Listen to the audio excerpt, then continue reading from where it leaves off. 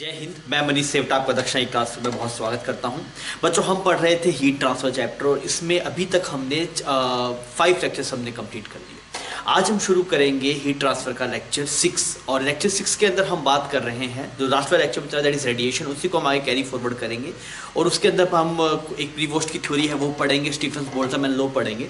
तो हम ये वाली चीज़ आप पढ़ेंगे। तो स्टार्टिंग में हम आज रेडिएशन का बेस ही बनाएंगे और मतलब लास्ट में जा जाते आप स्टीफन बोल्ट्जमैन लॉ पढ़ लेंगे जिससे कोरस्पॉन्डिंग बहुत सारे सवाल पूछ जाते हैं नीट में। तो ये वाला लेक्चर इंपॉर्टेंट है आपके लिए क्योंकि रेडिएशन में मेजर अगर आपको थ्योरी पार्ट क्लियर है, फॉर्मूलेस क्लियर है तो सवाल इसके आसान रहते हैं। तो आप इस लेक्चर से ढंग से देखिएगा और सीखने की कोशिश कीजिएगा। अगर कोई दिक्कत है डेफिनेटली आप पर्सनल डाउट पूछ सकते हैं। ठीक है बच्चों, तो आइए अपने इस लेक्चर को शुरू करते हैं।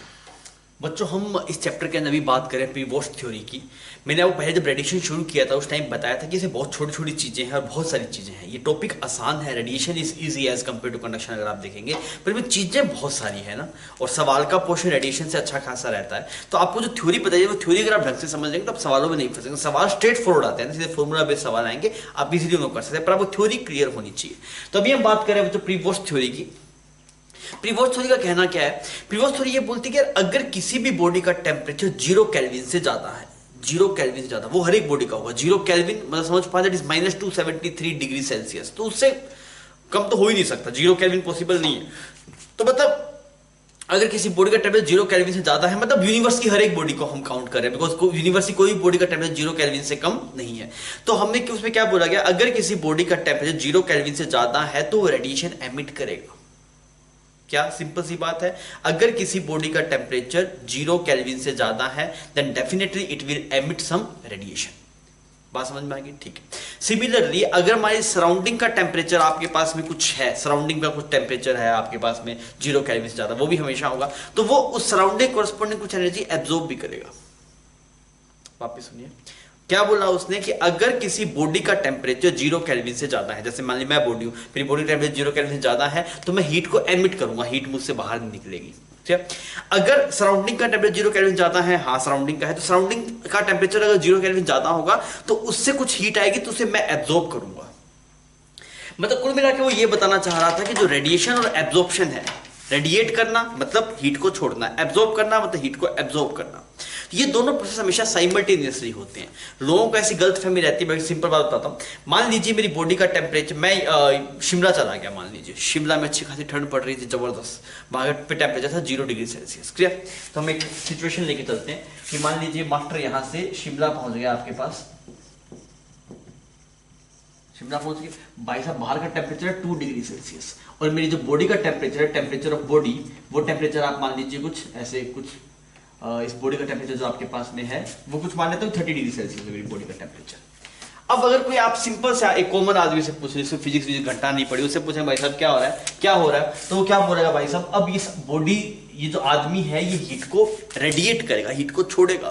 तो मैंने बोला तुझे कैसे पता लगा? तो उसने बोला देखिए इसका टेम्परेचर डाउन होगा, इस बंदे का टेम्परेचर क्या होगा, कम होना शुरू हो जाएगा ना, ठंडी जगह पे आप लेके चलते, मेरी बॉडी टेम्परेचर कम होना शुरू हो जाएगा। तो कम क्यों होगा? बिकॉज मैं हीट यहाँ पे सराउंडिंग को दे रहा हूँ। बात समझ में आ रही है? पर ऐसा गलत है, ऐसी बात सही नहीं है। अगर मैं उससे पूछूं भाई इस वाले केस में एब्जॉर्प्शन है, तो वो बोले नहीं हो रहा एब्जॉर्प्शन। मैं बोला एब्जॉर्प्शन क्यों नहीं हो रहा? तो बोले सर इसका टेम्परेचर कहां बढ़ रहा है, बढ़ ही नहीं रहा भाई साहब, इसका एब्जॉर्प्शन नहीं हो रहा, सिर्फ ये एमिट कर रहा है। ऐसा हमें लगता है पर ये गलत है। होता क्या है आपके पास में, रेडिएशन और जो रेडिएशन मतलब वो रेडिएट करना और एब्जॉर्ब करना, ये दोनों प्रोसेस साइमल्टेनियसली होते हैं। ये क्या कर रहा है, ये कुछ हीट को तो यहाँ पे एमिट कर रहा है आपके पास में, यहाँ पे ऐसे हीट को एमिट कर रहा है सराउंडिंग को, और यहां से सराउंडिंग से कुछ हीट क्या कर रहा है, एब्जॉर्ब भी कर रहा है।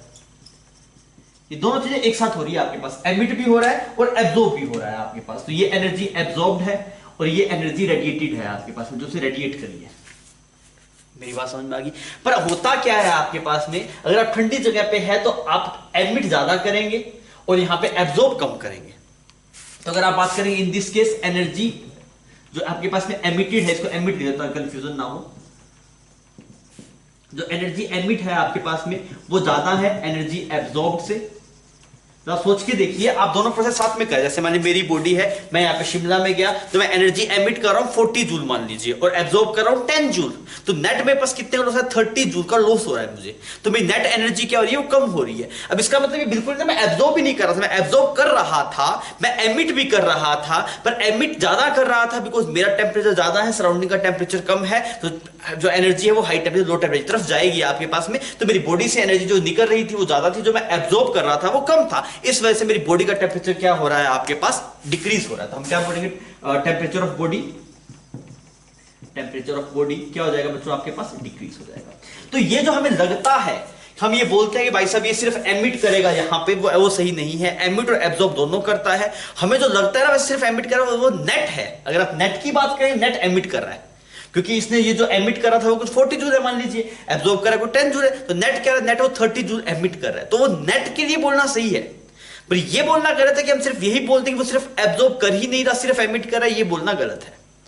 मेरी बात समझ में आ रही है? तो क्या कि आपके पास में हमेशा एब्जॉर्प्शन और एमिशन ये दोनों एक साथ चलते हैं। जैसे से एब्जॉर्ब हो रहा है वैसे से एमिट भी हो रहा है, दोनों काम एक साथ हो रहे हैं, पर कभी एक ज्यादा हो कभी एक कम होगा। अब मान लीजिए हम दूसरी बात करते हैं, मान लीजिए हम राजस्थान में चलेंगे और गर्मियों के दिनों में, ठंड में अगर राजस्थान जाएंगे तो राजस्थान में बहुत ठंड पड़ती है ना। तो मान लीजिए हम राजस्थान चले गए और राजस्थान में जाके देखा तो भाई साहब क्या भयंकर गर्मी पड़ रही है जैसलमेर के अंदर। यहाँ पे कितना था, 45 डिग्री सेल्सियस, क्लियर। और यहाँ पे इस बंदे का टेम्परेचर देखा तो बंदे का टेम्परेचर 30 डिग्री सेल्सियस। अरे समझ में आ रहा है? This is temperature of body, this is temperature of surrounding, इसको टीएस बोल देता हूं, this is TB, this is temperature of surrounding, this is temperature of body. अब क्या करेगा, ये कुछ हीट को यहां पे ऐसे एमिट करेगा, अरे समझ में आ रहा है, और कुछ हीट को क्या करेगा बच्चों, यहां पे एब्जॉर्ब करेगा। तो आप बताइए कौन सी एनर्जी यहां पे ज्यादा होगी, यहां पे एब्जॉर्ब ज्यादा कर रहा है कि एमिट ज्यादा कर रहा है? तो यहाँ पे बॉडी का टेम्परेचर क्या होना चाहिए, नेट बढ़ना चाहिए ना। आपको समझ में आ रहा है? वैसे बाहर गर्मी ज्यादा है, आपका टेम्परेचर कम है, तो हीट को आप नेट एब्जॉर्ब करेंगे। तो अब की बार क्या हो रहा है, सिर्फ ऐसा नहीं सिर्फ आप एब्जॉर्ब कर रहे हैं, एमिट भी कर रहे हैं। तो पर इस वाले केस में क्या होगा, जो एनर्जी आप एब्जॉर्ब करेंगे that will be greater as compare to energy जो आप एमिट करेंगे। बस हमें एक कंफ्यूजन दूर करना है। अगर आप किसी देसी बंदे से पूछे, फिजिक्स नहीं आती, वो सिर्फ ये बोलेगा अभी मैं एब्जॉर्ब कर रहा हूं, मेरा टेम्परेचर बढ़ रहा है, उसको ये नहीं पता तो एमिट भी कर रहा है, एब्जॉर्ब भी कर रहा है, पर एब्जॉर्ब ज्यादा कर रहा है, इसमें तुझे लग रहा है भाई साहब तू सिर्फ एब्जॉर्ब कर रहा है। समझ रही है मेरी बात? इस वाले कैसे मान लीजिए एब्जॉर्ब कर रहा हूं 50 जूल, तो एमिट भी कुछ कर रहा होगा, मान लीजिए वो 10 जूल कर रहा होगा, तो नेट 40 जूल आपके पास में एब्जॉर्ब हो रहा है। पर दोनों प्रोसेस हो साइमल्टेनियस रहे हैं, एब्जॉर्प्शन और एमिशन दोनों क्या है आपके पास, साइमल्टेनियस है। अगर इस वाले केस में देखेंगे तो क्या होगा बच्चों, नेट एब्जॉर्प्शन है, वो नेट एब्जॉर्प्शन है, यहां पे नेट एमिशन था। तो अब इसमें क्या होगा, नेट एब्जॉर्ब करा तो टेम्परेचर ऑफ बॉडी क्या होगा आपके पास, टेम्परेचर ऑफ बॉडी इंक्रीज कर जाएगा। मेरी बात समझ में आ रहा है? यही प्रीवोस्ट की थ्योरी थी। उसने क्या बोला, if temperature of a body is greater than 0 Kelvin, greater than 0 Kelvin, this is okay नहीं है, this is 0 Kelvin, this is 0 Kelvin, then it will emit radiation, it will emit radiation irrespective of temperature of surrounding. Surrounding का temperature कम हो चाहे ज्यादा हो, उससे घंटा फर्क नहीं पड़ता, ये एमिट पक्का करेगा ही करेगा। मेरी बात समझ में आ रही है? अगर इसको खुद को जो एमिट करना है ना, वो खुद के टेम्परेचर को स्पोर्टिंग एमिट करते हैं, उसको हम थोड़ा पढ़ेंगे थोड़ी देर के अंदर। जैसे मान लीजिए इसने कुछ एनर्जी को एमिट किया है तो वो खुद के टेम्परेचर को स्पोर्टिंग किया है। अगर खुद का टेम्परेचर 30 डिग्री है तो बाहर का चाहे कुछ भी हो, वो जितना एमिट करे वो बराबर आएगा आपके पास में। मेरी बात समझ में आ गई बच्चों? कोई दिक्कत नहीं है इसके अंदर। सिंपल, अगर यहाँ पे 30 यहाँ पे 30, दोनों में एमिट बराबर करेगा वो। एब्जॉर्प्शन जो होता है वो होता है सराउंडिंग के टेम्परेचर की वजह से, और जो आपके पास में एमिशन होता है वो होता है खुद के टेम्परेचर की वजह से। एब्जॉर्प्शन में किसके साथ करो, बाहर का टेम्परेचर कितना है, एमिट किसके साथ करो, खुद का टेम्परेचर कितना है। मेरी बात समझ में आ गई? इसको हम स्टीफन बोल्ट्जमैन लॉ पढ़ेंगे, उसके अंदर आपको समझा दूंगा वैसे कितना एमिट करेगा कितना करेगा। पर अभी एक बार थोड़ा सा थ्योरेटिकल हिसाब से आप देख लीजिए कि जो एमिट करता है वो खुद के टेम्परेचर कोरेस्पोंडिंग करता है, जो एब्जॉर्ब करता है वो सराउंडिंग के टेम्परेचर कोरेस्पोंडिंग करता है। Clear? Irrespective of the temperature of surrounding. Clear? अच्छा, अब एंड दिस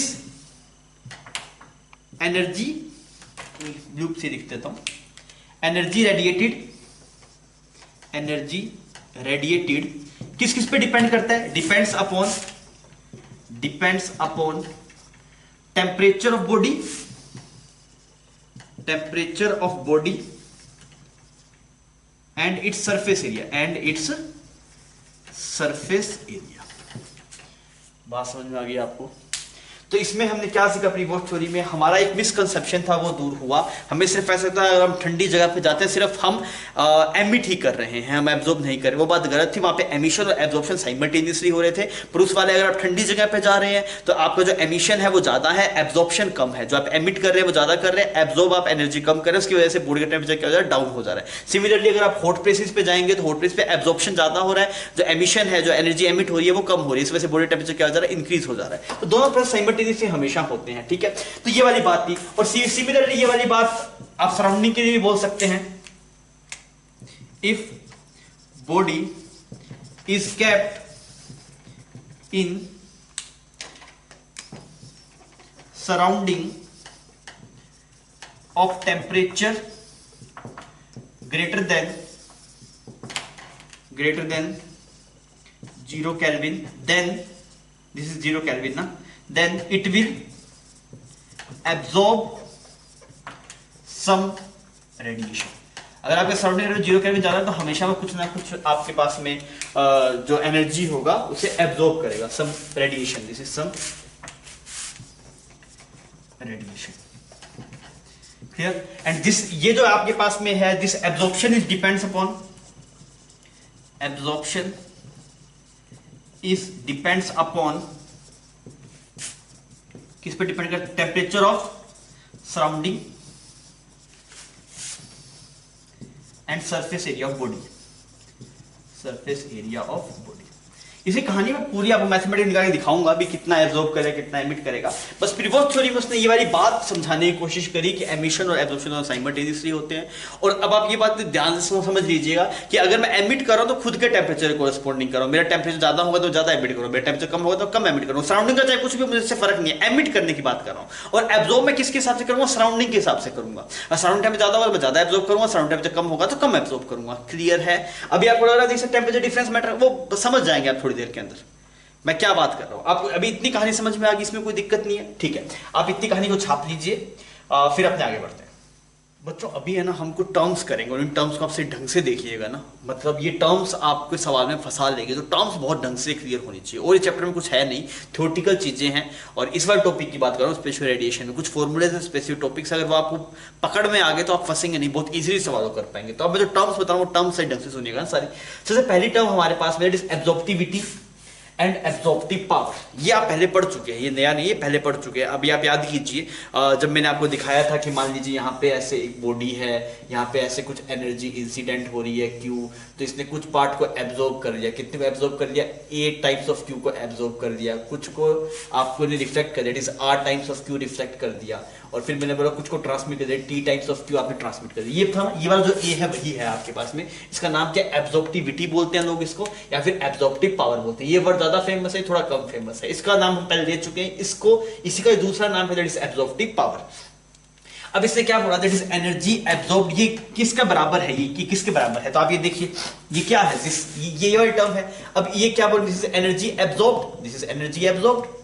अरे सही है ये। तो अगर आप देखेंगे तो ए किसके बराबर है? That is energy absorbed divide by energy that is Q. और ये क्यू क्या है? Energy incident, this is energy incident. तो वही देखिए वहां पे लिखा हुआ है, this is the ratio of radiation absorbed divide by radiation incident. जैसे मान लीजिए एक बॉडी है, मैं एक बॉडी हूं, मेरे ऊपर 50 जूल ऑफ एनर्जी इंसिडेंट हुई, मैंने 10 जूल एब्जॉर्ब कर लिया। तो बताइए मेरी एब्जॉर्प्टिविटी कितनी? तो एब्जॉर्ब किया 10, इंसिडेंट कितनी? 50, दैट इज 1/5। क्लियर? सिमिलरली मान लीजिए मेरे ऊपर कुछ 200 वॉट पावर इंसिडेंट हुई। पावर समझते हैं? That is energy per unit time को पावर बोलते हैं। जैसे मान लीजिए मैं बोलूं 20 जूल एनर्जी इंसिडेंट हुई, तो उसमें टाइम का चर्चा नहीं कितने टाइम में हुई। पर अगर बोलिए 20 वोट मतलब 1 सेकंड में कितनी एनर्जी इंसिडेंट हुई? 20 joule. Energy per unit time is power. जैसे मान लीजिए मैं बोलूं कि मेरे ऊपर 100, दोनों में क्या डिफरेंस है? अगर कोई बोले 100 जूल पावर इंसिडेंट हुई, सॉरी ऐसे बोले 100 जूल एनर्जी इंसिडेंट हुई, एनर्जी इंसिडेंट, इसका क्या मतलब हुआ?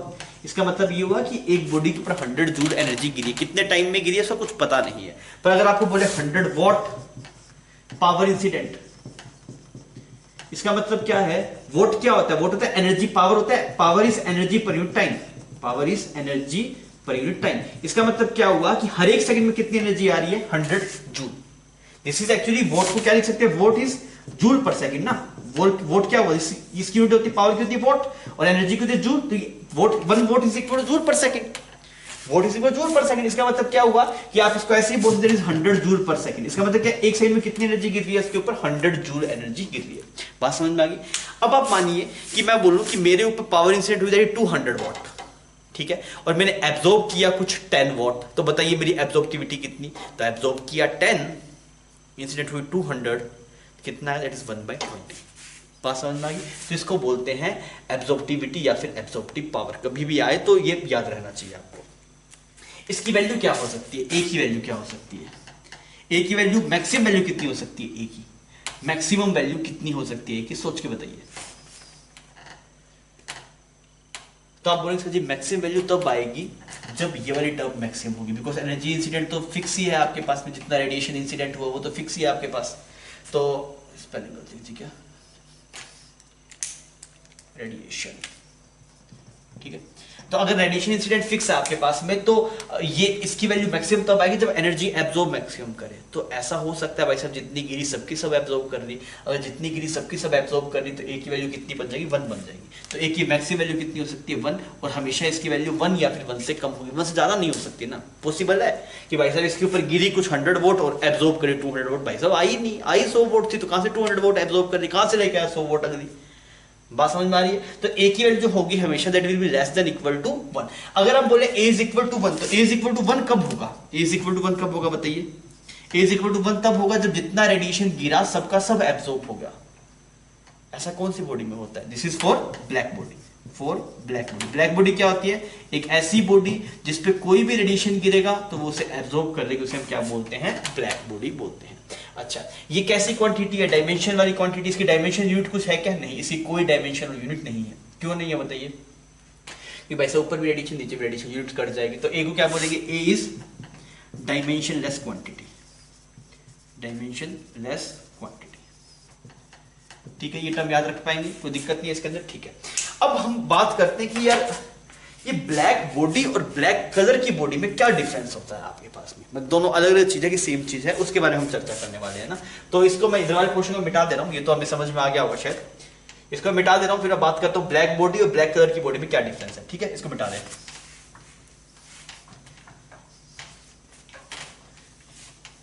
अब देखिए ब्लैक बॉडी के बारे में हम क्या जानते हैं, ब्लैक बॉडी के हम बारे में हम जानते हैं,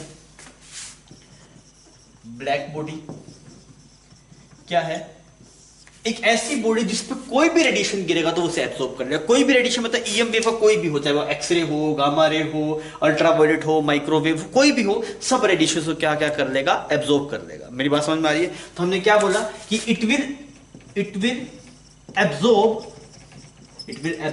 all radiations falling on it, और रेडिएशन फॉलिंग ऑन इट, कोई भी रेडिएशन इसके ऊपर गिर रहा होगा तो उसे एब्जॉर्ब कर देगा, चाहे वो लैम्डा की वैल्यू कुछ भी हो, उससे फर्क घंटा पड़ता नहीं है। चाहे वो विजिबल रेंज का हो आपके पास, चाहे वो आपके पास में अल्ट्रावायलेट हो, एक्सरे हो, कुछ भी हो, सबको एब्जॉर्ब कर देगा। तो अगर आप बात करेंगे ब्लैक कलर की बॉडी, ब्लैक कलर बॉडी, जैसे मान लीजिए आपने जो ब्लैक टी शर्ट पहन रखी होगी, मान लीजिए ब्लैक टी शर्ट आपके पास है, तो वो ब्लैक बॉडी थोड़ी है, वो हर एक रेडिएशन एब्जॉर्ब नहीं कर सकती। वो ब्लैक बॉडी अलग चीज है, ब्लैक कलर की बॉडी अलग चीज, दोनों में डिफरेंस है। ब्लैक कलर की बॉडी क्या है, कोई चीज का कलर ब्लैक कब होता है, जब वो विजिबल स्पेक्ट्रम की सारी वेवलेंथ को एब्जॉर्ब कर ले, क्योंकि हमें एक्सरे नहीं दिखती। मान लीजिए कमरे में अंधेरा है, एक्सरे छोड़ दिया हमें नहीं दिखाई देगा, अल्ट्रावायलेट छोड़ दिया हमें नहीं दिखाई देगा। तो मान लीजिए कोई एक बॉडी है, समझ के देखिए, यहां पे मान लीजिए एक बॉडी है, इसके ऊपर अल्ट्रावायलेट गिरा और अल्ट्रावायलेट वापस रिफ्लेक्ट होकर चला गया, तो पर हमें तो ये ब्लैक ही दिखाई देगी। ये अल्ट्रावायलेट आपकी आंखों में आ गया तब भी आप उसे पिक नहीं कर सकते, बिकॉज हमारी आंखें अल्ट्रावायलेट के लिए सेंसिटिव नहीं है। हमारी आंखें सिर्फ कौन सा देख सकती है, विजिबल रेंज देख सकती है। अगर विजिबल रेंज की कोई लाइट आपकी आंखों में आ गई तो आपको वो चीज दिखाई देगी, हाँ भी उसका कोई कलर है या फिर वो बॉडी है। और अगर आपके पास में विजिबल लाइट, कोई भी विजिबल लाइट नहीं आई तो आपको डार्क दिखाई देगा, ब्लैक दिखाई देगा। मेरी बात समझ में आ गई। तो अगर ब्लैक कलर की बॉडी क्या खासियत होती है, it will absorb radiation of visible range, visible range, वो सबके सबको एब्जॉर्ब कर लेती है, ये विजिबल वाले को एब्जॉर्ब कर लेती है। जैसे मान के देखिए आपके पास पता है 400 नैनोमीटर से लेके 700 नैनोमीटर का जो आपके पास में लैम्डा है, ये विजिबल रेंज के अंदर आता है, ये विजिबल रेंज के अंदर आता है। मैंने आपको पहले में बता चुका हूं कि ईएम वेव के अंदर बहुत सारी रेंज होती है आपके पास में, तो उसमें अगर किसी ईएम वेव की वेवलेंथ 400 नैनोमीटर, नैनोमीटर में 10⁻⁹ 400 नैनोमीटर से लेकर 700 नैनोमीटर के बीच में फॉल हो रहा है किसी का वेवलेंथ, तो वो वाली जो आपके पास में लाइट होगी that falls in visible range, वो आपको आंखों से आप पहचान पाएंगे। मेरी बात समझ में आ गई? तो इस वाली बॉडी पे, ब्लैक कलर की बॉडी पे अगर आपके पास में विजिबल रेंज की कोई भी लैम्डा आ रहा होगा तो उसे एब्जॉर्ब कर लेगा, उसे बाहर नहीं जाने देगा, इसी वजह से ब्लैक कलर का दिखाई दे रहा है। पर ऐसा हो सकता है कि आपको कोई बॉडी ब्लैक कलर की दिखाई दे रही है पर वो अल्ट्रावायलेट रेज को रिफ्लेक्ट कर दे रहा है, बिकॉज अल्ट्रावायलेट रेज आपकी आंखों में आ रही है तब भी आप पिक नहीं कर पाएंगे। क्लियर है ये मेरी बात? ठीक है। अगर मान लीजिए मैं बोलूं कोई कलर की रेड कलर की बॉडी है, रेड कलर की बॉडी क्या मतलब है? रेड कलर बॉडी, इसका मतलब क्या है कि अगर जब उस बॉडी पे कोई लाइट गिर रही है तो बाकी सब लाइट को एब्जॉर्ब कर रहा है, सिर्फ किसको एमिट कर रहा है? रेड कलर की वेवलेंथ को एमिट कर रहा है, इसीलिए मेरी आंखों में जब वो लाइट पहुंचती है तो मुझे रेड कलर दिखाई दे रहा है। तो मैं क्या क्या बोलूंगा कि it will absorb wavelength except red colour. मतलब ये रेड, जैसे मान लीजिए मैं ऐसे एक रेड कलर की बॉडी, मान लीजिए मेरा कलर आपको रेड दिखाई दे रहा है, तो क्या होगा, लाइट जब आ रही है तो मैं सबको एक बार एब्जॉर्ब करके उसके बाद जो एमिट कर रहा हूं वो सिर्फ कौन सा कलर कर रहा हूं? रेड कलर को एमिट कर रहा हूं। मतलब मेरे पास जो आई सिर्फ रिफ्लेक्ट, उसमें कैसा हुआ? रेड कलर रिफ्लेक्ट हुआ, बाकी सबको मैंने क्या कर दिया? एब्जॉर्ब कर दिया। तो आप इसको ब्लैक बॉडी नहीं बोल सकते। क्यों ब्लैक बॉडी नहीं बोल सकते? बिकॉज ब्लैक बॉडी उसको बोलते हैं, मतलब ब्लैक बॉडी उसको बोलते हैं जो सबके सब रेडिएशन को एब्जॉर्ब कर रहे हैं, पर इसने तो क्या किया, इसने रेड कलर को एमिट कर दिया, तो ये ब्लैक बॉडी नहीं है। इसको सर ये ब्लैक कलर की बॉडी को ब्लैक बॉडी क्यों नहीं बोल सकते? बिकॉज ये सिर्फ विजिबल को एब्जॉर्ब कर रहा है, एक्सरे को, माइक्रोवेव को ये हो सकता है उसको एब्जॉर्ब ना करे, उसको एब्जॉर्ब नहीं करे तो वैसे भी ब्लैक बॉडी नहीं है। समझ में आ गया? Black body black. अगर मैं बोलूं कोई ब्लू कलर की बॉडी, ऐसा क्या मतलब है कि जब उस पे लाइट आ रही है तो वो सिर्फ कौन से कलर की लाइट को एमिट कर रहा है? ब्लू कलर की लाइट को एमिट कर रहा है, बाकी सब वो क्या कर लेता है? वो एब्जॉर्ब करके रख लेता है, तो इस वजह से ब्लू दिखाई देता है। तो कलर का सिस्टम यही है।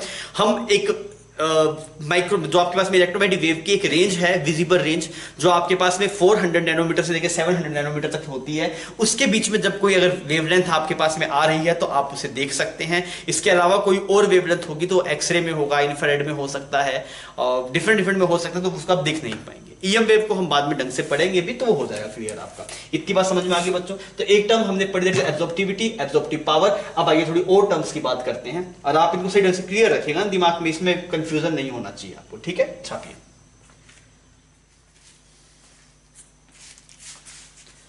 जैसा कि मैंने आपको बताया था कि रेडिएशन वाले पार्ट के अंदर बहुत सारी टर्म्स है, तो हमने एक टर्म देखी दैट इज एब्जॉर्प्टिव पावर, एब्जॉर्बिलिटी, वो आपने देख लिया था, वो समझ में आ गया, that is energy absorb divide by energy incident. और ये सब टर्म सिंपल है ना, ऐसा नहीं है बहुत टफ है, सिंपल है, पर आपको दिमाग क्लियर जरूर होनी चाहिए, तो आप फंस जाएंगे इसके अंदर। अभी जो अगली टर्म हमारे पास में है उसका नाम है emissive power, this is emissive power. वो था एब्जॉर्प्टिव पावर, ये है एमिसिव पावर, पर दोनों अलग अलग है। नाम के चक्कर में मत पढ़ना, नाम वहां पे एब्जॉर्प्टिव पावर था वो अलग चीज थी, यहाँ पे एमिसिव पावर है वो अलग चीज। नाम से सावधान रहना, इसका नाम बोलता कुछ है पर ये है कुछ और। क्लियर? तो हमने यहाँ पे लिख दिया खतरा क्या, इसके नाम से सावधान रहना, नाम से सावधान, या फिर danger from name you can write. अगर आप अंग्रेज हैं तो आप इंग्लिश में लिख सकते हैं, कोई दिक्कत नहीं, इंग्लिश में लिखिए कोई इशू नहीं, कन्नड़ में लिखिए कोई दिक्कत नहीं, जो आपकी भाषा है उसमें लिखिए, अपने कोई इशू नहीं है उसके अंदर। तो बस इसे ध्यान रखना भाई, इसके नाम में कुछ अलग है और है ये कुछ और। अब होना क्या चाहिए, हमें तो लगा था यार पहले एब्जॉर्प्टिव पावर था, हम बोलते थे भाई एनर्जी इंसिडेंट, एब्जॉर्प्टिव पावर नहीं क्या था, ये था कि energy absorb divide by energy incident. तो वहां से लग रहा है एमिसिव पावर ये होगा, एनर्जी इंसिडेंट और एनर्जी एमिटेड, पर ऐसा नहीं है, ये डिफरेंट चीज है ना, नाम इसका अलग है, पर नाम वो जैसा था वो वैसे रह गया, पुराना नाम जैसे था वो नाम को नहीं बदला गया। ऐसा होता है ना भाई, मान लें कि घर में कोई छोटा सा बच्चा, उसका नाम आपने छोटू रख दिया, वो छोटू बड़ा हो गया, तब भी उसका नाम छोटू चल रहा है क्या, नाम पहले रख दिया, इसका भी नाम ऐसे कुछ नाम था वो रख दिया, अब वो चीज नहीं हुआ, क्या करे उसमें। तो नाम का ध्यान रखना, नाम से इसमें खतरा है। अब ये क्या बोल रहा है आपको, ये तो पता है भाई सब, हर एक बॉडी कुछ ना कुछ एनर्जी एमिट करती है, इतना पता है ना, एक टेम्परेचर पे एनर्जी एमिट करती है, तो that is energy emitted per unit time per unit area is known as emissive power. क्या? जैसे मान लीजिए मैं एक बॉडी हूं तो मैं कुछ पावर एमिट कर रहा हूं या फिर कुछ एनर्जी एमिट कर रहा हूं, तो per unit time per unit area में कितनी एनर्जी एमिट करूंगा, that is named as emissive power. आप ऐसे समझ के देख, मान लीजिए बॉडी है ऐसे, ठीक है, और इसने कुछ ऐसे 40 जूल एनर्जी एमिट की, 40 जूल एनर्जी एमिट की कितने टाइम में, t is equal to 3 second में। इसका एरिया कितना है, 5 मीटर स्क्वायर एरिया है। तो इसकी जो एमिसिव पावर तेरे पास में होगी that is energy per unit time, तो कितने टाइम में किया, 3 में, पर यूनिट एरिया डिवाइड बाय 5, इसको बोलेंगे एमिसिव पावर। बात समझ में आ रही है, कोई दिक्कत नहीं है। That is energy radiated per unit time per unit area is known as emissive power. नाम से सावधान रहना, उसमें दिक्कत है। क्लियर? अच्छा, ये वाली डायमेंशनलेस क्वांटिटी है, सही बोल रहा हूं गलत बोल रहा हूं? डायमेंशनलेस नहीं है भाई साहब, वो एब्जॉर्प्टिव पावर थी, वो अलग है, ये अलग है, ये डायमेंशनलेस नहीं है। This is joule per second metre square. समझ में आ रही है मेरी बात? ये डायमेंशनलेस क्वांटिटी नहीं है, it is not dimensionless, this is not dimensionless. तो भाई साहब ये वाली टर्म बड़ी खतरनाक टर्म है ना, इसमें गलती मत कर देना। दिस इज नॉट डायमेंशनलेस, कहीं नोट उतार ना भूल जाओ, लिख लो बिट ढंग से। समझ में आ गई बात? जैसे मान लीजिए बॉडी है 40 जूल एमिट कर रहा है, कितने सेकंड में, 3 सेकंड में, एरिया है 5 मीटर स्क्वायर। तो आप क्या बोलेंगे, एनर्जी पर यूनिट टाइम। तो पर यूनिट टाइम कितना हुआ, 40/3, पर यूनिट एरिया, तो डिवाइड बाय एरिया भी करना पड़ेगा। तो ये आपके पास में इसकी एमिसिव पावर आ जाएगी।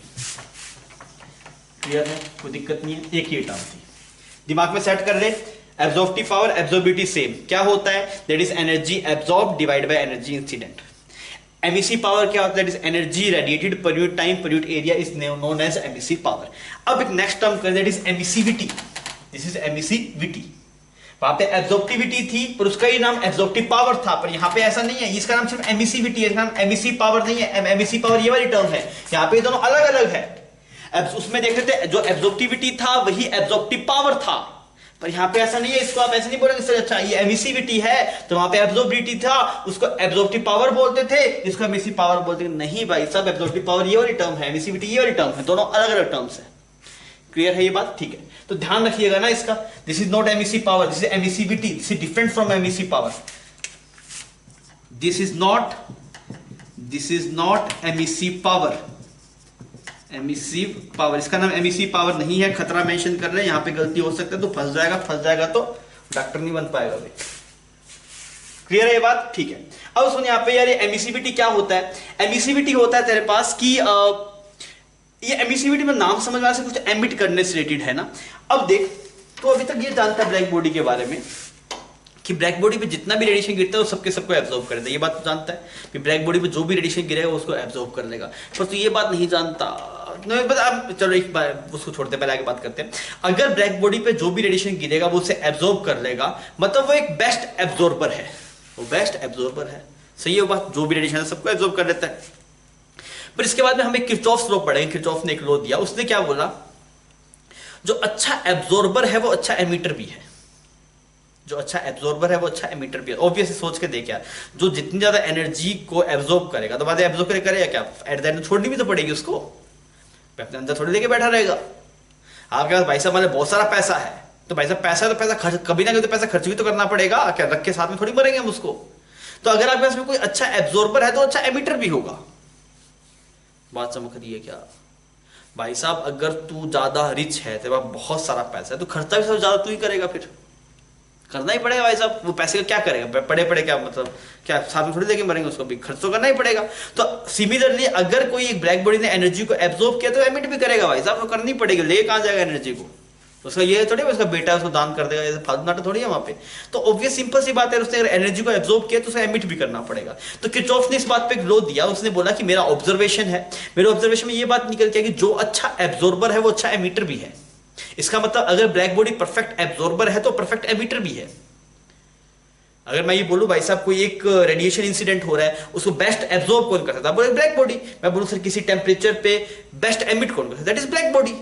दोनों एक ही बात। अगर कोई अच्छा एब्जॉर्बर है तो अच्छा एमिटर भी होगा। क्लियर है ये बात? तो अगर मैं आपसे बोलूं भाई साहब किसी एक गिवन टेम्परेचर पे सबसे ज्यादा एनर्जी एमिट कौन कर सकता है, दैट इज ब्लैक बॉडी। अगर रेडिएशन गिरा सबसे ज्यादा एब्जॉर्ब कौन कर सकता है, दैट इज ब्लैक बॉडी। किसी टेम्परेचर पे एमिट कौन करता है, दैट इज ब्लैक बॉडी। दोनों का जवाब क्या है, ब्लैक बॉडी। तो यहां पे क्या बोला गया, एमिसिविटी क्या बोला गया, एमिसिविटी बोला गया, सुनना मेरी बात को। उसने बोला emissive power of body at temperature T. इसको सिंपल भाषा में समझे तो ये बोल कि एनर्जी उस बॉडी से जो रेडिएट, कोई भी एक बॉडी किसी गिवन टेम्परेचर पे जितनी एनर्जी रेडिएट करेगा per unit time per unit area, वो डिवाइड बाय उसी सेम टेम्परेचर पे ब्लैक बॉडी जितनी एनर्जी एमिट करेगा per unit time per unit area, that is named as emissivity. समझ मेरी बात, मैं समझाने की कोशिश करता हूं। ये बॉडी है, इस बॉडी का नाम है ए, ये ब्लैक बॉडी नहीं है, ये बॉडी बी है, दिस इज ब्लैक बॉडी। ठीक, इसका टेम्परेचर भी मान लीजिए 50 डिग्री सेल्सियस है, इसका भी टेम्परेचर 50 डिग्री सेल्सियस है, दोनों टेम्परेचर क्या है, सेम है। इसने जो एनर्जी एमिट की, वो एनर्जी एमिट कितनी की, इसने मान लीजिए कुछ 100 जूल एमिट की, तो ये उस सेम टेम्परेचर पे 100 जूल नहीं कर सकता, उसको कम करनी पड़ेगी, बिकॉज किसी एक गिवन टेम्परेचर पे जो बेस्ट एमिटर है वो ब्लैक बॉडी है, तो ये उससे तो कुछ कम ही होगा, तेरे पास में उतना एमिट नहीं कर पाएगा। तो मान लीजिए इसने कुछ 60 जूल एनर्जी एमिट की, 60 जूल। मेरी बात समझ आ रही है? तो हम क्या बोलेंगे, दोनों ने एक टाइम इंटरवल, इसको पावर बोल देते हैं, दिस इज पावर बोल देता हूं, एमईसी पावर हो जाएगा ना। फिर इसने पावर कितनी की, that is watt per metre square. इसकी जो एमईसी पावर है that is watt per metre square. MEC power से घबरा थोड़ी रहे हैं हम लोग, एमईसी पावर से घबरा रहे हैं क्या? एमईसी पावर एक्चुअली पावर की यूनिट नहीं, दैट इज पावर पर यूनिट एरिया है। नाम में लग रहा है पावर है, पर एक्चुअली पावर पर यूनिट एरिया। देखिए ना, इसकी यूनिट क्या आएगा, इसकी यूनिट आपके पास में, that is watt per metre square, what per metre square इसकी यूनिट आएगी आपके पास में। तो ये यूनिट पावर की यूनिट नहीं है यार, ये इंटेंसिटी की यूनिट है। पावर पर यूनिट एरिया इंटेंसिटी होता है, पर नाम है भाई साहब, क्या करें अब, नाम उसे सही नहीं रखा, उसे मैं क्या करूं बताओ, पकड़ के मार थोड़ी दूंगा, नहीं रखा मैं क्या करूं बताओ, पर नाम में दिक्कत है, इसका नाम का ध्यान रखिएगा। तो मैं ये बोल रहा हूं कि मान लीजिए एक ब्लैक बॉडी 50 डिग्री सेल्सियस के ऊपर कुछ 100 वोट पर मीटर स्क्वायर पावर एमिट करता है, और एक नॉर्मल बॉडी 60 वोट पर मीटर स्क्वायर करता है। तो ये कंपेयर करेगा आपके पास, ये जो टर्म है ना, ये कंपेयर करेगा कि नॉर्मल बॉडी कैसी बॉडी है, मतलब ब्लैक बॉडी कितना क्लोज है। तो हमने क्या लिखा, that is emissive power of body at temperature T.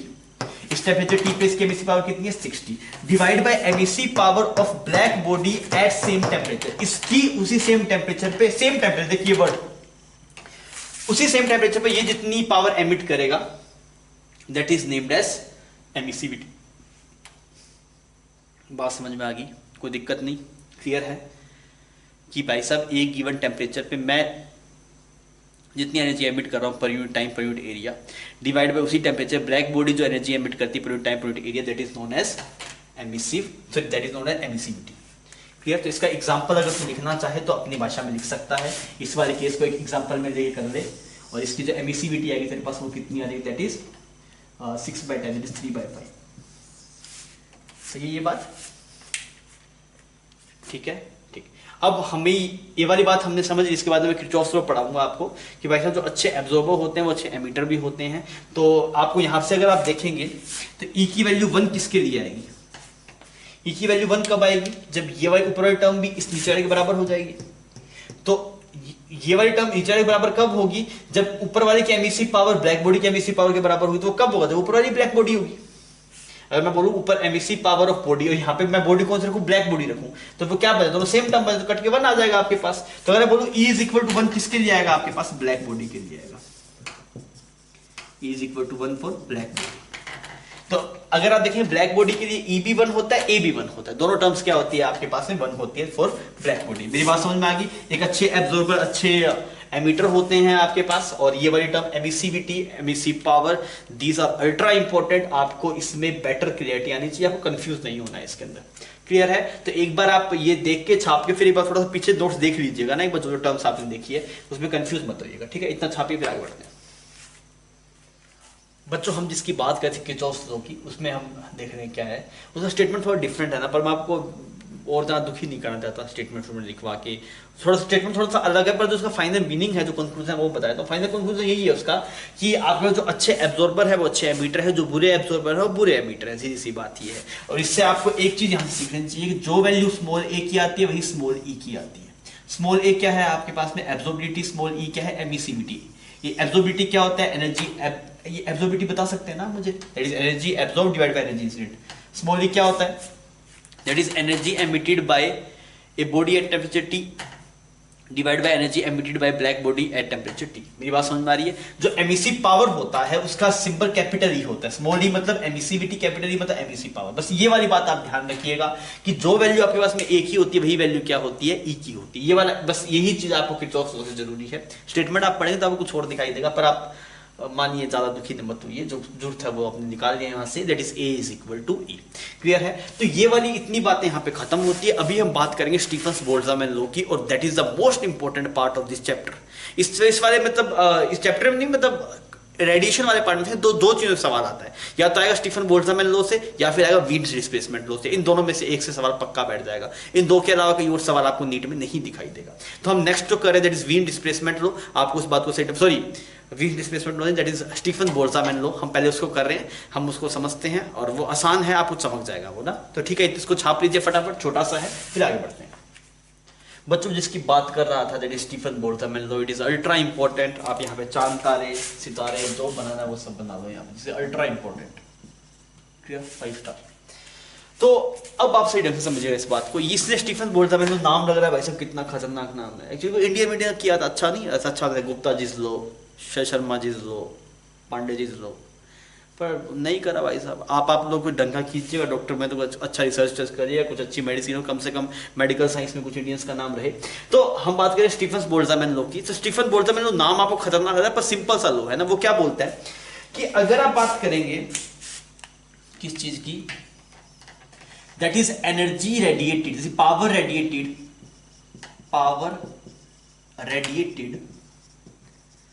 Bye a black body at absolute temperature T Kelvin, absolute temperature T Kelvin, वो कितना होगा मैं आपको बता रहा हूं। क्या बोल रहा है इसने कि पावर कितना रेडिएट करेगा, पावर, एनर्जी नहीं बता रहा, पावर बता रहा है। एनर्जी और power different, energy per time is power. MEC power अलग बात है, ये नॉर्मल वाली power, that is energy per time वाली। MEC power energy per time पर एरिया, वो एक्चुअली पावर है नहीं, पर नाम उसका पावर है। यहाँ पे क्या बताया, इस पावर रेडिएटेड, पावर रेडिएट मतलब एक सेकंड में कितनी हीट रेडिएट करेगा, तो उसको क्या बताया, डीक्यू बाई डी बताया।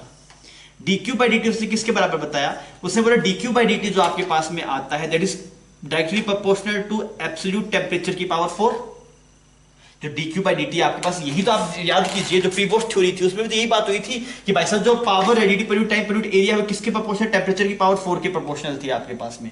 और ये किसके प्रोपोर्शनल आता है, एरिया के प्रोपोर्शनल आता है। इन दो चीजों के प्रोपोर्शनल है ये आपके पास में।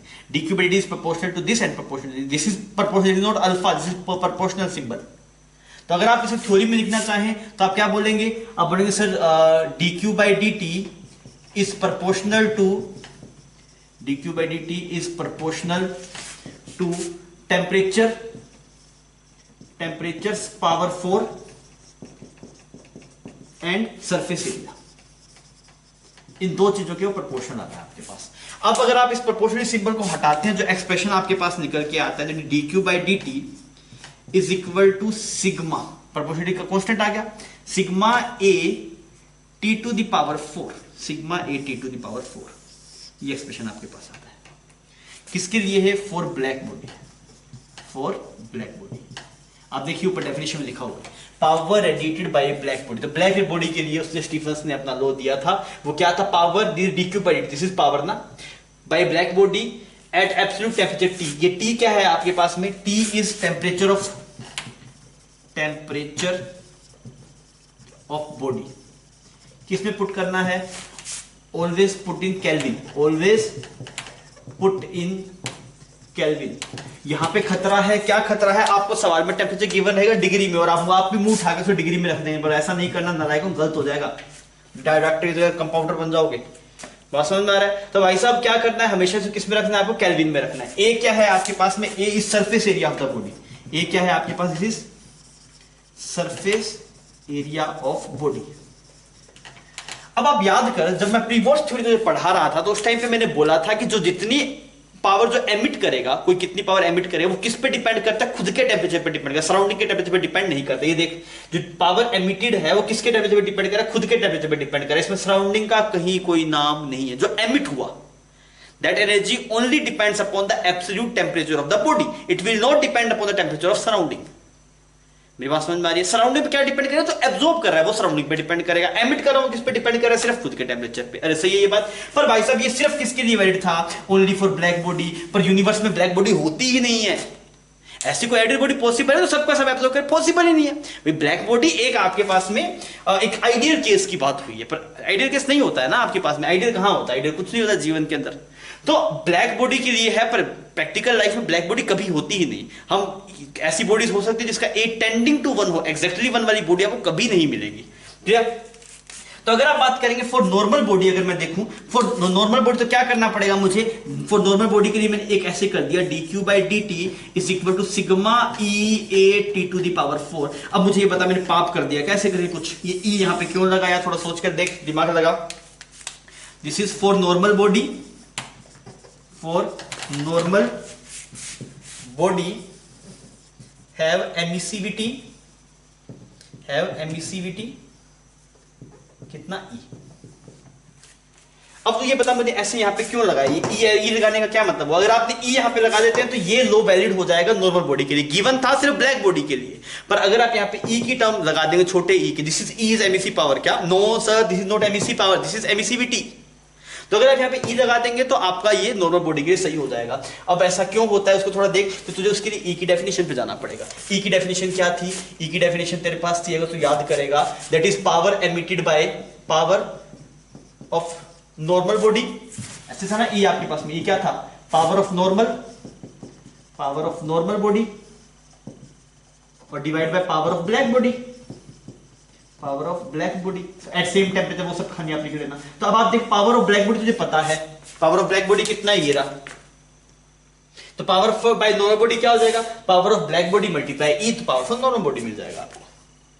याद करें एमिसिविटी टर्म में यही तो था, that is power emitted by, हम वहां पे देख रहे हैं emissive power, that is per unit time per unit area, by a normal body divide by energy per unit time, that is for a black body. तो अगर आप वहां पे E उस तरफ लेके जाएंगे तो वो टर्म किसके लिए आ जाएगी? नॉर्मल बॉडी के लिए आ जाएगी। अब आपको रट्टा इसको मारना चाहिए, इसको रट्टा ना मार के आप इसको रट्टा मारिए, इसका रट्टा मारना है आपको। क्या?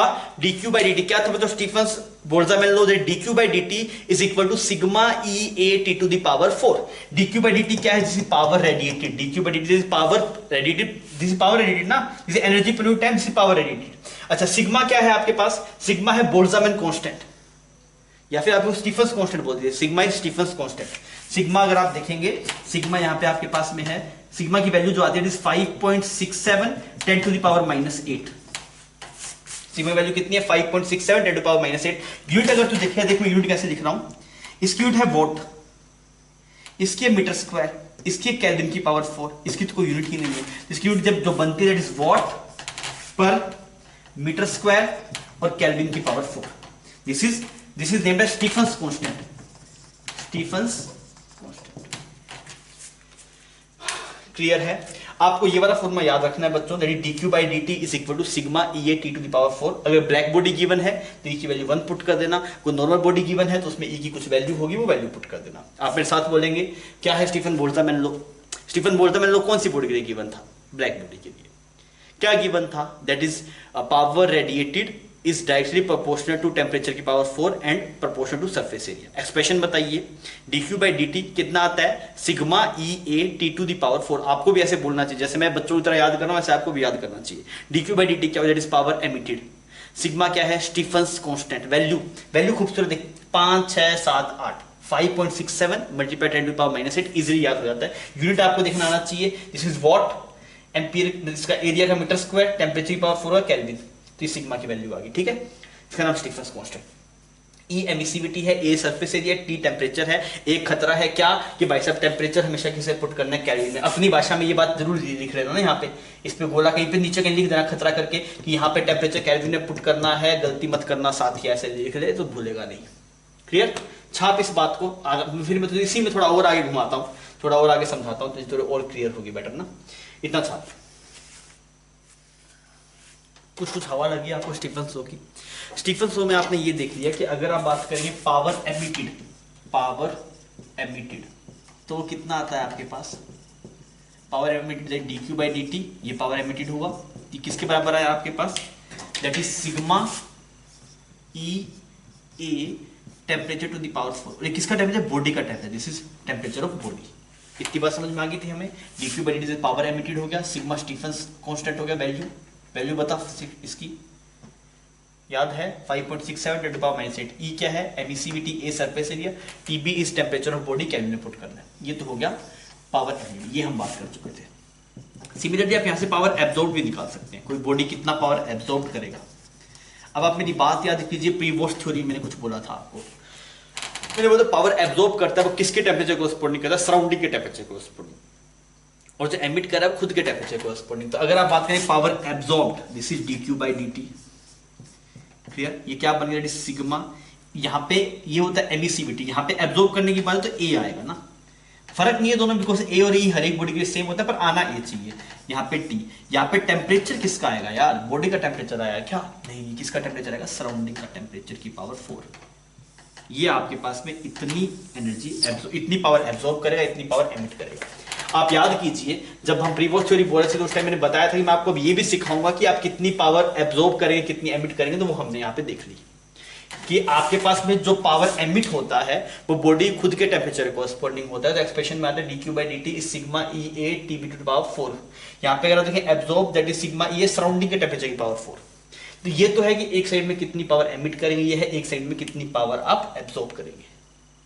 और दोनों में देखिए, जब आप बात करें एमिट कितना कर रहे हैं तो उसमें घंटा फर्क नहीं पड़ रहा सराउंडिंग में क्या टेम्परेचर है, और जब आप एब्जॉर्ब करें तब घंटा फर्क नहीं पड़ रहा वैसे बॉडी का क्या टेम्परेचर है। तो जो आपके पास एमिशन है वो डिपेंड करता है एब्सोल्यूट टेम्परेचर ऑफ बॉडी पे, जो एब्जॉर्प्शन है वो डिपेंड करता है एब्सोल्यूट टेम्परेचर ऑफ सराउंडिंग पे, क्लियर। अगर आपसे पूछें नेट पावर एब्जॉर्ब्ड और एमिटेड, नेट पावर जो आपके पास में आएगी वो कितना आएगा, that is power absorbed minus power emitted. इसका उल्टा भी हो सकता है, दैट इज पावर एमिटेड और पावर एब्जॉर्ब, कुछ भी हो सकता है दोनों में से। तो अगर आप देखेंगे डेल्टा पी नेट, इसका मतलब dQ/dt नेट, ये कितना आएगा आपके पास, देखिए this is become sigma E, power absorb लिखा ना पहले, sigma A T surrounding to the power 4 minus sigma E A T of body to the power 4। देखिए इसमें कोई दिक्कत तो नहीं है, पावर एब्जॉर्ब देख दिया वहां पे कितना है और पावर एमिटेड देख दिया कितना है। तो अगर आप यहां पे ले लें dQ/dt नेट, तो वो आपके पास कितना है, दैट इज सिग्मा, ए और ई की वैल्यू बराबर होती है तो ई को बाहर निकाल लेता हूं, ए को बाहर निकाल लेता हूं, दैट इज सराउंडिंग बॉडी का टेम्परेचर की पावर 4 माइनस सराउंडिंग की पावर 4 कर दो ना। इसको पहले एमिटेड कर लेते हैं, एमिटेड, फिर इसको एब्जॉर्ब कर, कुछ भी हो सकता है, बस आप देख लीजिए किसका टेम्परेचर ज्यादा है, तो ये देखने में अच्छा लगता है थोड़ा, इस वजह से इसको ऐसे कर देता हूं मैं।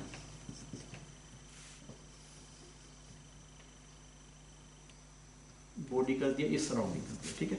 तो बॉडी टू द पावर 4 और ऐसे surrounding to the power 4, clear. Body का टेम्परेचर एक्चुअली वेरी करता है टाइम के साथ, इसको ऐसे टी लिखना सही है हमारे पास में, इसको टी लिख देता हूं ऐसे, वो सराउंडिंग हो गया आपके पास, ठीक है, ऐसे लिखना सही है। ये तो आपके पास नेट पावर एमिटेड, इसी नेट पावर जो आपके एमिट हो रहा है कि एब्जॉर्ब हो रहा है वो डिपेंड कर टेम्परेचर पे। अब आपको सवाल पहले से ढंग से पढ़ना पड़ेगा ना, सवाल में क्या पूछा है, अगर सिर्फ पावर एमिटेड पूछा है तब तो ये निकालना है, सिर्फ पूछा है पावर एब्जॉर्ब तो ये निकालना है, और अगर बात करें नेट पावर की तब ये निकालना है।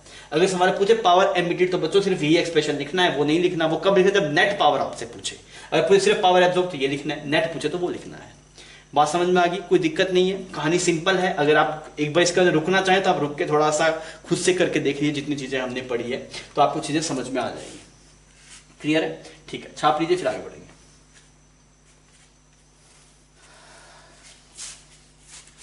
जो हमने सीखा है उससे रिलेटेड एक प्रॉब्लम दिया गया, सिंपल सवाल है। अब सवाल पहले पढ़ लीजिए फिर मैं इसको थोड़ा एक्सप्लेन कर दूं सवाल को, फिर आप खुद से पढ़ लीजिए।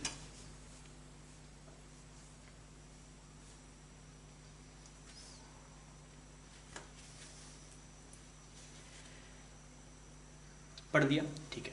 सवाल में क्या बोला गया कि किसी गिवन इंस्टेंट पे जो बॉडी का टेम्परेचर है वो 27 डिग्री सेल्सियस है किसी गिवन इंस्टेंट पे, और सराउंडिंग का टेम्परेचर 7 डिग्री है। तो अगर आप छोड़ दें तो टेम्परेचर बॉडी का भी कम होना शुरू हो जाए, पर एक गिवन इंस्टेंट की बात हो रही है सिर्फ। और फिर आपको एरिया ऑफ बॉडी गिवन है, दैट इज 5.67 मीटर स्क्वायर, और इसको 1 बाय कर देते हैं, that is 1 by 5.67, that will be good, 1 by 5.67, ठीक है।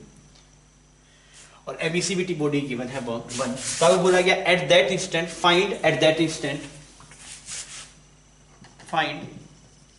इंस्टेंट उस इंस्टेंट के ऊपर पावर एमिटेड कितनी होगी बॉडी का, ये आपको निकाल के बताना है कि वो बॉडी कितना पावर एमिट कर रहा होगा, पावर एब्जॉर्ब कितना कर रहा है वो बॉडी, वो बताना है आपको, और नेट पावर रेडिएटेड कितना है वो आपको बताना है। तीनों अलग अलग बताना है, पावर एमिटेड कितना है, एब्जॉर्ब कितना है, नेट पावर रेडिएटेड कितना है। तो पहले आप खुद से करिए, होना चाहिए, बिल्कुल स्ट्रेट फॉरवर्ड सवाल है तो आपसे होना चाहिए ना ये, तो करिए आप, फिर अपन इसको डिस्कस करते हैं।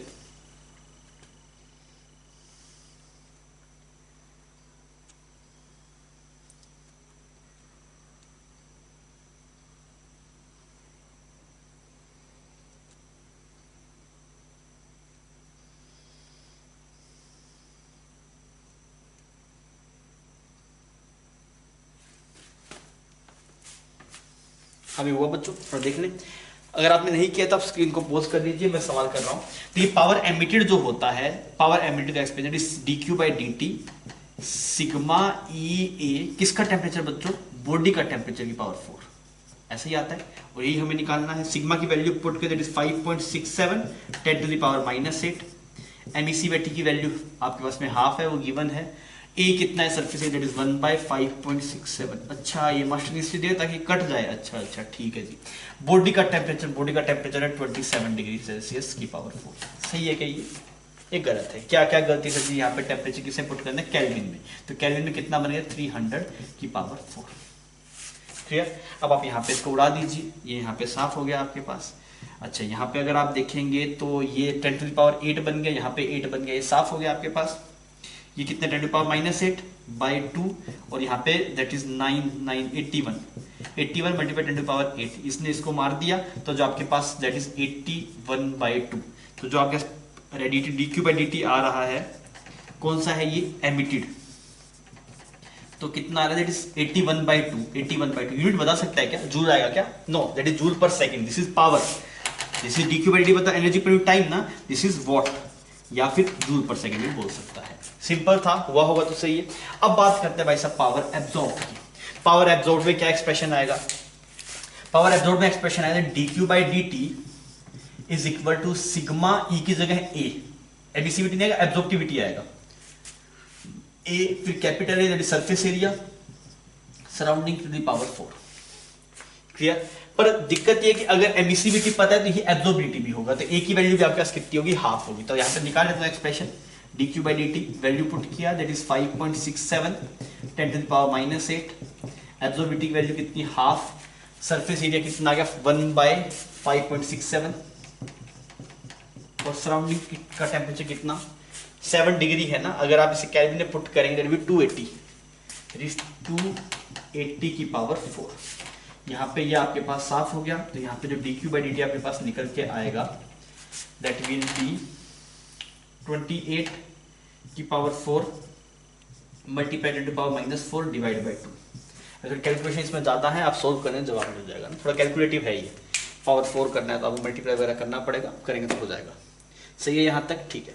अब बात करें नेट पावर रेडिएटेड की, थर्ड वाला एक्सप्रेशन निकालेंगे अगर हम, तो यहाँ पे कैसा बनेगा वो expression, D Q by D T net, तो कितना आएगा आपके पास, सिग्मा बाहर आ जाएगा, ई बाहर आ जाएगा, ए बाहर आ जाएगा, तो क्या दैट इज बॉडी की power 4 minus T S to the power 4। अब ऐसे नहीं कहा सर ये डिफरेंस है तो डिग्री पुट कर दे, नहीं भाई साहब इट्स डिफरेंस नहीं, डिफरेंस की पावर 4 है आपके पास में, तो अगर आप डिग्री पुट करें तो रिजल्ट गलत हो जाएगा, तो आप कभी डिग्री में जाना ही मत, हमेशा किसमें जाना, केल्विन में जाना। अब आप देखिए सिग्मा की वैल्यू 5.67 10 टू पावर -8, ई की वैल्यू हाफ, ए की वैल्यू 1/5.67। अच्छा, और यहाँ पे अगर आप देखेंगे तो ये टेम्परेचर ऑफ बॉडी कितना है, दैट इज 300 की पावर 4 ना, दिस इज 300 की पावर 4 और दिस इज 280 की पावर 4। फिर थोड़ा सोल्व कर लीजिए, ये से यहाँ पे साफ हो गया आपके पास, और यहाँ पे अगर आप देखेंगे 10 टू पावर -4 आ गया, इधर बाई 2 आ गया, इसमें बन गया that is 30 to the power 4 -28 की पावर 4। अब चाहें तो आप a² - b² वाला एक्सप्रेशन लगा के आप खोल के कर सकते हैं, तो अब आपके पास कैलकुलेशन है वो आपको करनी है। बात समझ में आ गई, सिंपल सी बात है। अगर पावर एमिटेड बोले तो सिर्फ एमिटेड निकालना है, एब्जॉर्ब पूछे सिर्फ एब्जॉर्ब निकालना, नेट पूछे तब भी एमिटेड माइनस एब्जॉर्ब निकालना है। पर हम जो प्रैक्टिकल लाइफ में बात करते हैं, जो बात करते हैं वैसा मैं एनर्जी एमिट कर रहा हूँ, वो नेट की बात होती है प्रैक्टिकल लाइफ में, पर यहाँ पे फिजिक्स के अंदर आपको जो बोला गया है वही आपको निकालना है। ठीक है, छाप लीजिए। नीट में ना ऐसे 2 सवाल आपको प्रीवियस ईयर में 4-5 सवाल से दिख जाएंगे, 4-5 ऐसे सवाल प्रीवियस ईयर में आए हुए हैं सेम इसी पे। सवाल है थोड़ा देख लीजिए क्या है, और आप मुझे पहले करके बताइए ना सवाल, सिंपल सवाल आप खुद करिए, फिर अपन इसको डिस्कस कर लेते हैं। ऐसे सवाल प्रीवियस ईयर में कई बार पूछे जा चुके हैं, तो मैंने उसके बिहाफ पे एक सवाल उठा लिया यहाँ पे ना। सिंपल सा सवाल है, आपसे हो जाना चाहिए, करिए इसको।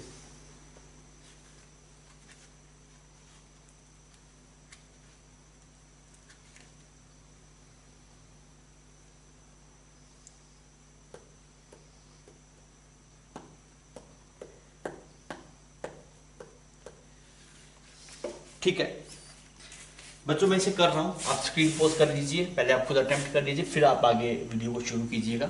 इसने क्या बोला गया, power radiated by a body at 27 degree centigrade is P naught. तो dq बाई dt होता है किसके बराबर, sigma E A T to the power 4।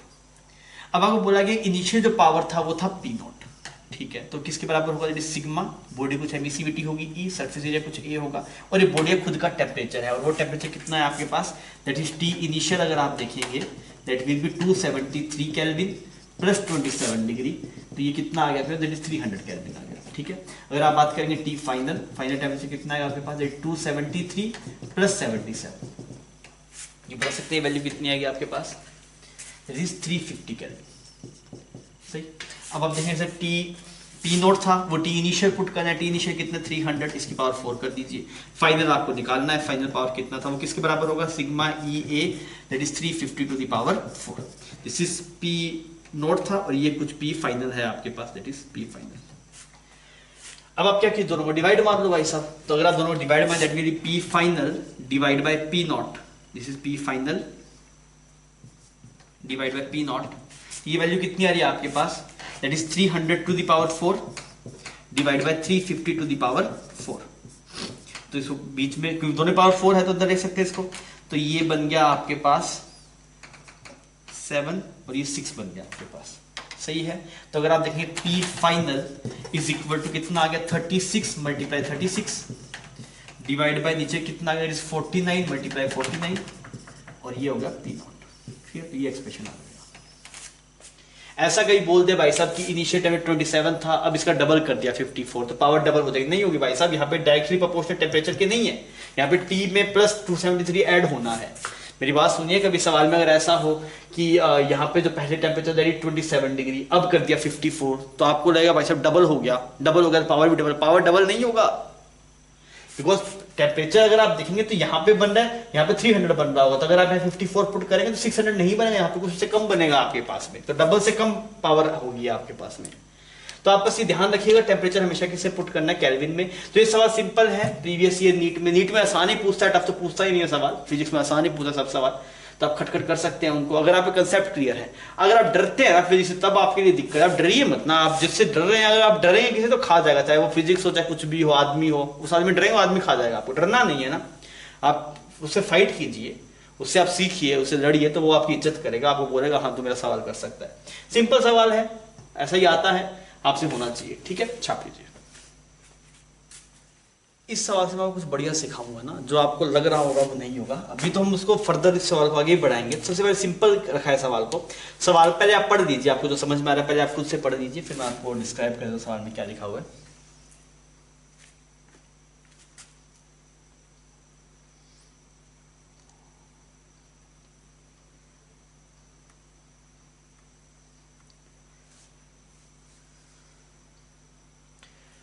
हाय पढ़ लिया, ठीक है। सवाल में क्या, दो सॉलिड स्फीयर हैं, वर्ड देखिए, both solid sphere are made up of same material, दोनों का मटेरियल सेम है। Temperature of both sphere are T, मतलब इसका जो टेम्परेचर है दैट टी, इसका भी टेम्परेचर कितना है आपके पास टी। सराउंडिंग का टेम्परेचर कुछ आपको टी नॉट गिवन है, सराउंडिंग का टेम्परेचर कुछ टी नॉट है। आपसे क्या पूछा गया, find out net rate of loss of heat. यार ये क्या वर्ड है, that is net rate of loss of heat. Power rate तो सुना था, पावर एब्जॉर्ब भी सुना था, नेट पावर रेट भी सुना था, ये क्या है, rate of loss of heat. तो वो rate of loss of heat मतलब that is net rate of loss of heat, तो that is net power rate की बात कर रहा है। Rate of loss of rate हो गया, रेट ऑफ हीट मतलब क्या, पावर ही हो गया ना वो, that is per unit time. तो ये बोले net rate of loss of heat मतलब पावर रेट, नेट पूछ रहा है, बस वर्डिंग थोड़ी सी अलग है। Find out net rate of loss of heat by each sphere, ये आपको पहले निकालना है। For which sphere rate of loss of heat is more, ये आपको बताना है, ठीक है। करिए आप इस एक्सप्रेशन को, इसे सोल्व करके बताइए क्या वैल्यू आ रही है आपके पास इस गिवन इंस्टेंट पे ना।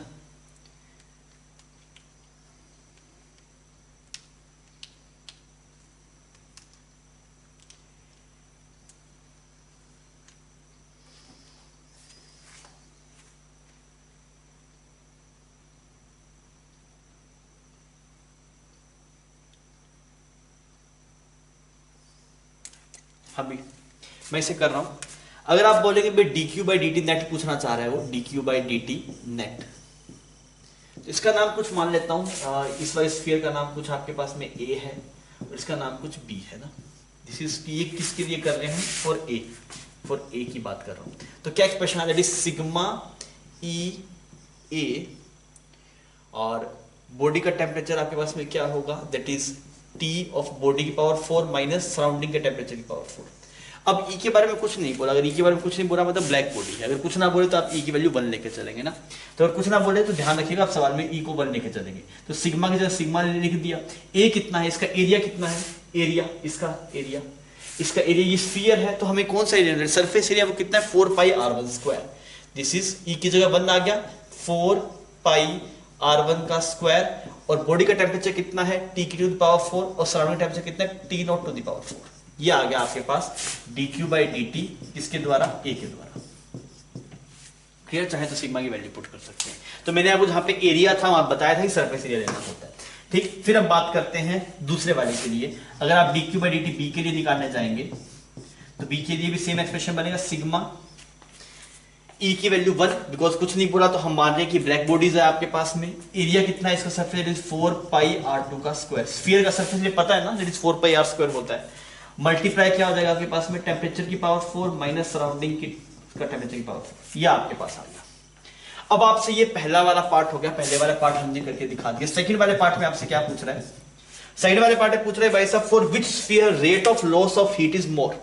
कौन से स्फीयर के लिए जो रेट ऑफ लॉस, हीट का जो लॉस है वो ज्यादा है। तो कौन सा ज्यादा है, डी क्यू, मतलब ये ऐसा एक्सप्रेशन है, ये दोनों टर्म सेम है, सिग्मा सेम है, 4 पाई सेम है। किस पे डिपेंड करेगी कहानी, R1 R2 पे। और सवाल में क्या गिवन है, R2 बड़ा है R1 से, तो आप क्या बोलेंगे, D Q by D T is greater than D Q by D T for a. Clear है, तो ये सेकंड वाले का जवाब हो गया। क्लियर। अब हम इस सवाल को यहां पे नहीं खत्म करें, इस सवाल का कुछ मोटिव था करने का। अब इस सवाल में हम ऐसे देखते हैं, अगर मैं आपसे ये पूछूं कि थर्ड प्रॉब्लम आप लिखिए यहाँ पे, ये पहले फर्स्ट और सेकंड खत्म हो गया, अब थर्ड प्रॉब्लम लिखिए। थर्ड प्रॉब्लम में क्या है, for which sphere rate of fall of temperature, rate of fall of temperature is more. देख लीजिए सवाल, for which sphere rate of fall of temperature is more. Rate of fall of temperature एक अलग चीज है ना, थोड़ा सा सोच के कीजिएगा। इससे पहले था दैट इज, ये तो था रेट ऑफ हीट लॉस, अभी क्या बात कर रहे हैं, that is rate of fall of temperature. मतलब कौन जल्दी ठंडा होगा, ये जल्दी ठंडा होगा या फिर ये जल्दी ठंडा होगा। इसी को बोलते हैं भाई साहब, किसका ठंडे होने का रेट ज्यादा है, ये पूछना चाह रहा है देसी भाषा में। अगर मैं बोलूं, ये लिखा है for which sphere rate of fall of temperature is more, rate of fall of temperature मतलब जल्दी ठंडा होगा। तो आप मुझे बता सकते हैं कौन जल्दी ठंडा होगा, ए या बी। आपका जवाब आ रहा होगा बी, ऐसा ही आ रहा है, पर उसमें दिक्कत है, आंसर विल बी ए। कैसे, सोचिए, सोच के आप मुझे करके बताइए। दिस इज, ये अच्छा सवाल है, स्टार मार्क कर लीजिए आप इसको। आप मुझे करके बताइए क्या जवाब आ रहा है, पहले करिए इसको, फिर अपने इसको डिस्कस करते हैं।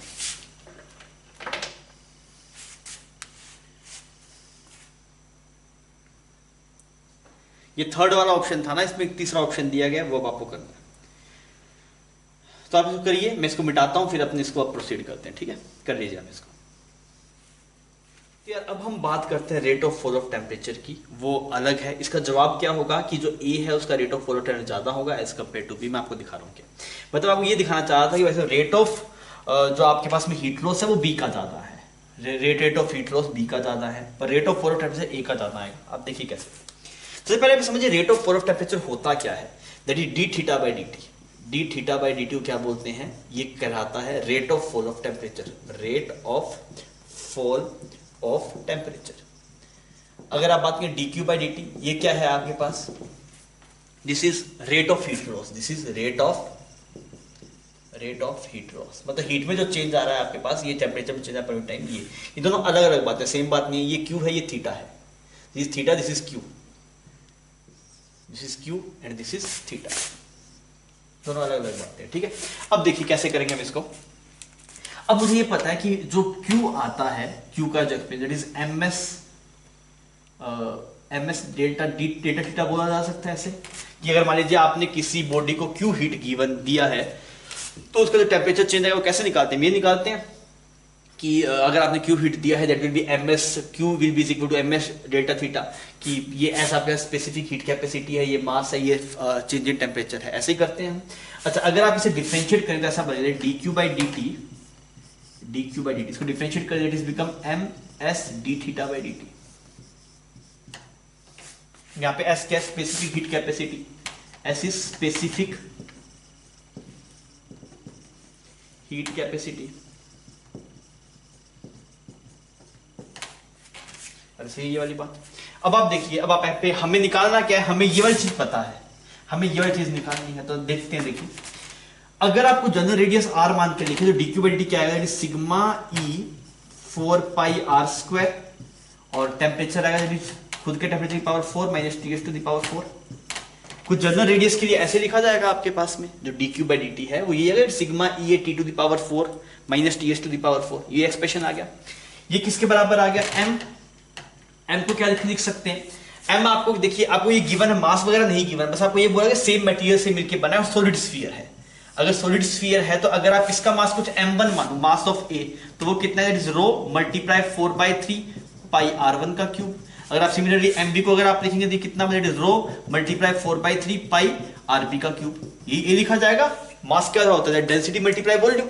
तो अगर आप यहाँ पे मास को लिखेंगे जनरल टर्म में, रो मल्टीप्लाई 4/3 पाई r क्यूब, ये इसकी हीट कैपेसिटी है, वो मटेरियल की probability D theta by D T. तो हमने किसी के लिए नहीं निकालना, एक के लिए ना बी के लिए, जनरल निकाला रेडियस आर पे, तो समझ में आ जाएगा। अगर आर के डायरेक्टली प्रोपोर्शनल आ रहा होगा तो जिसका आर ज्यादा उसका रेट ऑफ फ्लो टेम्परेचर ज्यादा, कुछ इनवर्स आ रहा हो देख लेंगे एक बार, देख के आइए। 4 पाई ने 4 पाई को मार दिया, आर स्क्वायर ने आर को मार दिया। अब आप देखिए D theta by D T किसके प्रोपोर्शनल आ रहा है, D theta by D T आपके पास जो प्रोपोर्शनलिटी आ रही है that is sigma E divide by S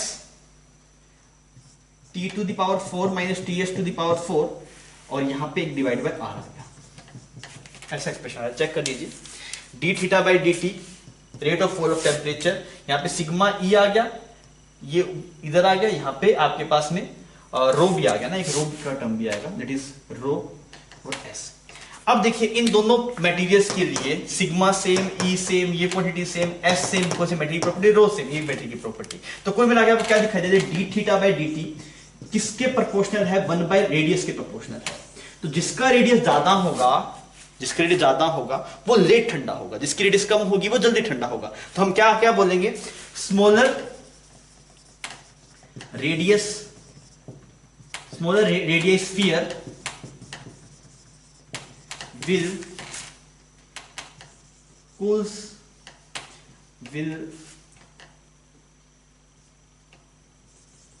cool earlier than other। अगर आप हिंदी में सीधे अपनी भाषा में लिख रहे हैं, थोड़ी इंग्लिश थोड़ी अजीब सी लिखी गई। कोई मिला के बात ये वैसे जिसकी रेडियस कम होगी वो जल्दी ठंडा होगा, जिसका रेडियस ज्यादा होगा वो लेट ठंडा होगा, because rate of fall of temperature inversely proportional आ गया रेडियस के। तो आप इसको अपनी भाषा में लिख लेना, ये लाइन मत लिखना, अपनी अपनी भाषा में लिखिए भाई साहब, rate of fall of temperature is inversely proportional to R. तो जिसका रेडियस बड़ा होगा वो लेट ठंडा होगा, जिसका रेडियस छोटा होगा वो जल्दी ठंडा होगा। तो ये सवाल इसलिए करवाया गया बिकॉज लोगों को देख के फील होता है हाँ भाई रेट ऑफ जो हीट लॉस है वो इसमें ज्यादा है, पर rate of fall of temperature इसमें ज्यादा है, क्योंकि वहां पे जो रेट ऑफ हीट लॉस आता है आपके पास में वो आता है आर स्क्वायर के प्रोपोर्शनल। अगर आप डी क्यू बाई डी देख रहे हैं तो किसके बराबर आ रहा है, ये D Q by D T अभी देखा ना हमने किसके बराबर आ रहा था, that is sigma E A T to the power 4 minus T S to the power 4। तो एरिया क्या है, 4 पाई आर स्क्वायर। तो ये डी क्यू बाई डी किसके प्रोपोर्शनल है, आर स्क्वायर के। तो जिसके रेडियस बड़ा होता है उसका rate of fall of temperature की बात अलग आएगी। so, जिसका रेडियस बड़ा होता है उसका रेट ऑफ हीट लॉस ज्यादा आएगा, पर rate of fall of temperature उसका ज्यादा आएगा जिसकी रेडियस कम होगी। ये अच्छा सवाल है, लोग इससे फंस जाते हैं, इसलिए आपको ये सवाल करवा दिया। बाई चांस कभी आ जाए तो आप फंसे ना इसके अंदर, ठीक है। इस सवाल को ढंग से आप खुद से देखेंगे, खुद से करेंगे एक बार, मतलब इसके बाद थोड़ा पॉज करेंगे, खुद से सवाल करके देखेंगे, फिर आप आगे बढ़ेंगे, ठीक है। छाप लीजिए।